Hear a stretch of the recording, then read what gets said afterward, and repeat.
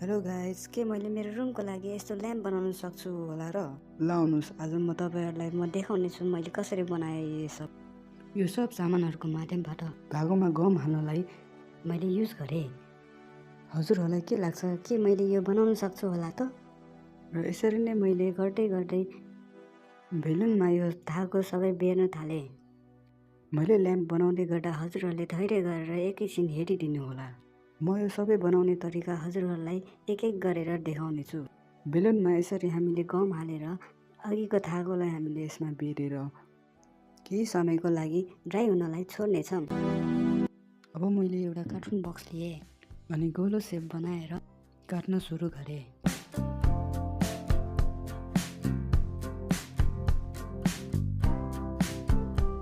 हेर्नुहोस्, मैले गोलो सेप गरेर काटिसकेको छु।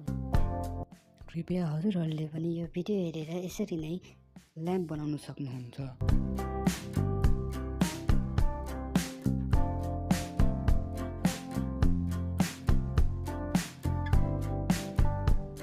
यसरी नै हजुरले भिडियोमा देखाएको जसरी आफूसँग भएको डोरी युज गर्न सक्नुहुन्छ।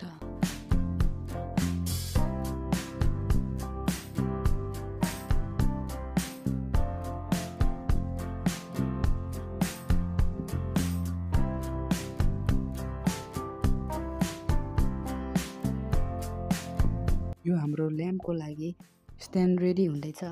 स्ट्यान्डको लागि रेडी भइसकेपछि हजुरले कलर गर्न सक्नुहुन्छ। आफूलाई जुन मन लाग्यो त्यही कलर युज गर्न सक्नुहुन्छ। मैले चाहिँ ब्राउन कलर युज गरेँ। ब्राउन कलर युज गर्नुको कारण चाहिँ के होइन, यो मलाई मनपर्ने भएकोले मैले ब्राउन कलर युज गरेँ।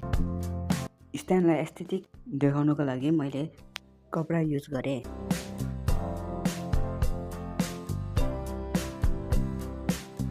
अब अघि हामीले ड्राई हुनलाई छोडेको बेलुनलाई फुटाएर बेलुनको माथिको भाग काटिसकेको छु र स्ट्यान्ड एट्र्याक्टिभ देखाउनुको फुलहरू राखिदिएँ। यो फुल चाहिँ आर्टिफिसियल जुन मैले अर्को भिडियोमा बनाएको थिएँ।